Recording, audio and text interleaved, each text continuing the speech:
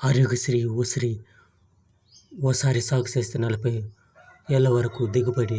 విజయపురంలో విస్తారంగా సాగు. ఆంధ్రజ్యోతి చిత్తూరు విజయపురం మండలం శ్రీహరిపురంలోని ఉసిరి తోట. ఇన్సెట్లో ఉసిరికాయలు.